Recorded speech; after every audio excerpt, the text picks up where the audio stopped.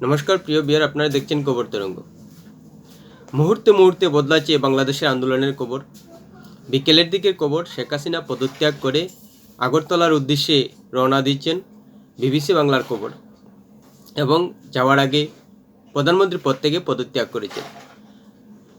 সেনাপ্রধান দেশের উদ্দেশ্যে ভাষণে বলেছেন যে অন্তর্বর্তী সরকার তৈরি হবে। হয়তো আশা করা হচ্ছে যে সেনা শাসন জারি হতে পারে বাংলাদেশে। সঙ্গে এও জানা যাচ্ছে যে গণভবন বিক্ষোভকারীরা দখল করেছে এবং যেটা আশ্চর্যজনক ঘটনা যে বঙ্গবন্ধু শেখ মুজিবুর রহমানের মূর্তি পর্যন্ত ভাঙা হয়েছে। প্রিয় বিয়ার, ভিডিওটি ভালো লাগলে সাবস্ক্রাইব করবেন, এতে আপনার ক্ষতি হবে। শেখ হাসিনা পদত্যাগ করেছেন প্রধানমন্ত্রীর পদ থেকে। তিনি আগেও করতে পারতেন যদি সেই পরিস্থিতি আসতো, কিন্তু তিনি পদত্যাগ করেছেন সময়েই বলে দেওয়া যায়। এর আগে 300 জন মানুষের মৃত্যু হয়েছে। অবশ্যই সেই দায়ভার প্রধানমন্ত্রী শেখ হাসিনার উপর বর্তায়, যেহেতু তিনি সরকারটাকে সঠিকভাবে চালাতে পারেনি, যার কারণে এত বড় আন্দোলন রূপ নিয়েছিল। আর যাতে বাংলাদেশের মানুষের প্রাণহানি না হয়, তাই তিনি পদত্যাগ করে দেশ ছাড়লেন। একেবারে নির্দোষ না বললেও তিনি যে সঠিক পদক্ষেপ নিয়েছেন প্রশংসার, সেটা বলে দেওয়া যায়। যেহেতু যে কোনো তরফেই মানুষের মৃত্যু হোক আন্দোলনের জেরে, তা কিন্তু বাংলাদেশের মানুষেরই মৃত্যু হবে এবং তার দেশের মানুষেরই ক্ষয়ক্ষতি হবে, তার দেশেরই ক্ষয় হবে, তার দেশেরই ক্ষতি হবে। তাই তিনি সঠিক সময়ে পদত্যাগ করে ভালো একটা পদক্ষেপ নিয়েছে ধরে নেওয়া যায়। অন্যদিকে শেখ হাসিনার পুত্র সঞ্জীব জয় ওয়াজেদ বলেছেন যে কোনো অবস্থায় যেন অনির্বাচিত দলের হাতে সরকার না যায়, যেহেতু একমাত্র আওয়ামী লীগ ছাড়া বিএনপি এবং জামাতের হাতে দেশের শাসন গেলে একটা অরাজক পরিস্থিতি সৃষ্টি হওয়ার সম্ভাবনা রয়েছে। যদি সরকার জনগণের দ্বারা নির্বাচিত হয়, তাহলে অবশ্য ওয়াজেদের কিছু বলার নেই। যেহেতু এখন যদি কেউ শাসন ক্ষমতায় আসে, তাহলে অবশ্যই নির্বাচনের কোনো বালাই থাকবে না। তাই ওয়াজেদ সেই আবেদনটা করেছেন এবং এটা বলে দেওয়া যায় যে সেনা প্রশাসনের হাতেই হয়তো দেশের শাসন ব্যবস্থা গেল। এ নিয়ে ভারতকে অবশ্যই চিন্তিত থাকতে হয়েছে, যেহেতু সমস্ত আন্দোলনের প্রেক্ষাপটে দেখা যাচ্ছে যে পাকিস্তানের যুগ থাকতে পারে। যেহেতু পাকিস্তান একটা সন্ত্রাসী মদতদাতা দেশ এবং যেভাবে পেছন থেকে জামাত শিবির উস্কে দিচ্ছিল আন্দোলনকে, তাতে জামাতের সঙ্গে পাকিস্তানি সন্ত্রাসী গোষ্ঠীর যেহেতু তেমন তফাৎ নেই, তাই এ নিয়ে ভারত উদ্বিগ্ন। আর বাংলাদেশে যদি জামাত সরকার গড়তে পারে বা সরকারের আশার ক্ষেত্রে অবদান রাখতে পারে, তাহলে নিশ্চিতভাবে বলে দেওয়া যায় যে সন্ত্রাসের বাড়বাড়ন্ত হবে বাংলাদেশে। আর এতে বাংলাদেশ যেহেতু ভারতের বিস্তীর্ণ অঞ্চলে অবস্থান করছে, তাই সন্ত্রাসের জর্জরিত করতে পারে পাকিস্তান।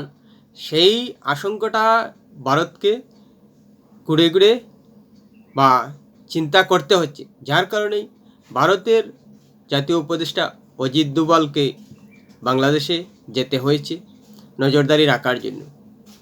প্রতিবেশী হিসেবে বাংলাদেশের আন্দোলনের প্রতি ভারত নীরবই থেকেছে এবং নীরব রয়েছে। কিন্তু পাকিস্তান যুগ যেহেতু গোয়েন্দা সূত্রে আসছে, তাই ভারত চুপ এই অবস্থায় থাকতে পারে না, নজরদারি রাখতেই হচ্ছে। আর বাংলাদেশের বর্তমান পরিস্থিতি যেহেতু মুহূর্তে মুহূর্তে বদলাচ্ছে, আর বঙ্গবন্ধুর মূর্তি ভাঙচুরের মাধ্যমেই আন্দোলনে জড়িত বিক্ষোভকারীরা কতটুকু হিংসাত্মক হয়ে গেছে সেটা প্রমাণ হচ্ছে। কেননা জাতির পিতা বঙ্গবন্ধু শেখ মুজিবুর রহমান, তাই তাকে অশ্রদ্ধা করা কতটুকু হিংসতার পর্যায়ে পৌঁছে গেছে সেটা তাতেই অনুমান করা যায়। এখন বাংলাদেশ একটা অস্থির পরিস্থিতির মধ্যে রয়েছে, যেহেতু নির্বাচিত সরকারের প্রধানমন্ত্রী শেখ হাসিনা পদত্যাগ করে দেশ ছেড়েছেন, তাই পুরো শাসন ক্ষমতা এখন সেনার হাতে এবং নির্বাচিত সরকার না থাকায় দেশের বর্তমান পরিস্থিতি সেনাপ্রধান কতটুকু কঠোরভাবে শান্তি শৃঙ্খলা বজায় রাখতে পারেন সেটা কিন্তু একটা প্রশ্নচিহ্ন থেকে যায়। যেহেতু কোনো দলের সরকার এখন বাংলাদেশে নাই, তাই সারা দেশে বা পুরো বাংলাদেশে এখন সেনাকেই নজরদারি রাখতে হবে পুরো দেশের শান্তি শৃঙ্খলা রক্ষার ক্ষেত্রে। আশা করা যায় কোটা আন্দোলনের মাধ্যমে ছাত্ররা যে আন্দোলন শুরু করেছিলেন এবং শেখ হাসিনাকে প্রধানমন্ত্রী থেকে পদত্যাগ করার জন্য যে দাবি নিয়ে পুনরায় আন্দোলন শুরু করেছিলেন, তাতে তারা সফল হয়েছেন। এবং তারা যেহেতু আন্দোলনে সফল হয়েছেন, আর সেই আন্দোলনের সফলতা নিয়ে এবার বিক্ষোভ কমাবেন এবং দেশে যাতে শান্তি বজায় থাকে সেই দায়িত্ব সেই বৈষম্য বিরোধী আন্দোলনের সমন্বয়করা নেবেন। আর যদি এভাবেই লাগাতার অশান্তি সৃষ্টি হয়, তাহলে কিন্তু বৈষম্য বিরোধী আন্দোলনের যেসব নেতা সমন্বয়ক সামনে থেকে নেতৃত্ব দিচ্ছিলেন, তাদের কিন্তু দায়ভার যাবে দেশের বর্তমান অরাজক পরিস্থিতি বজায় থাকলে। কেননা শেখ হাসিনা যেহেতু এখন দেশে নেই, সরকারের প্রধানেও নেই, তাই এখন যদি বাংলাদেশে এই অরাজক পরিস্থিতি বজায় থাকে এবং ক্ষয়ক্ষতি হয়, সেই দায়ভার কিন্তু বর্তাবে সমন্বয়কদের এবং বৈষম্যবিরোধী নেতাদের উপর। তাদের শান্তি শৃঙ্খলা বজায় রাখতে সেনাকে সহযোগিতা করতে হবে, না হলে বাংলাদেশ কিন্তু একটা বারুদের তুপের উপর দাঁড়িয়ে রয়েছে, তাতে যে কোনো সময় পরিস্থিতি আরও বিগড়ে যেতে পারে এবং ভয়াবহ হয়ে যেতে পারে। তাই বৈষম্য বিরোধী আন্দোলনকারী নেতারা এখন কিন্তু আরও গুরুদায়িত্ব নিয়ে দেশের শান্তি শৃঙ্খলার দিকে নজর রাখতে হবে। আগে গুরুদায়িত্ব ছিল প্রধানমন্ত্রী শেখ হাসিনাকে পদত্যাগ করার জন্য বাধ্য করা, এখন কিন্তু শেখ হাসিনা নয়, এখন কিন্তু তাদের পুরো দেশের নিরাপত্তার দায়িত্ব নিতে হবে, যাতে বাংলাদেশে কোনো ধরনের অরাজক পরিস্থিতি আর না থাকে।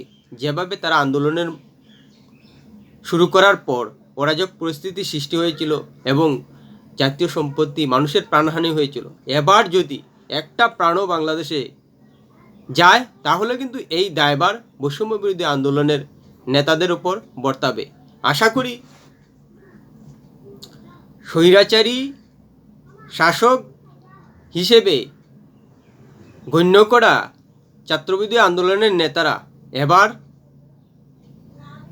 দেশের মানুষকে একটা শান্তির পরিবেশ দিতে পারবেন, দেশের সেনাকে সাহায্য করে। প্রিয় বিয়ার, ভিডিওটি ভালো লাগলে লাইক শেয়ার কমেন্ট করবেন।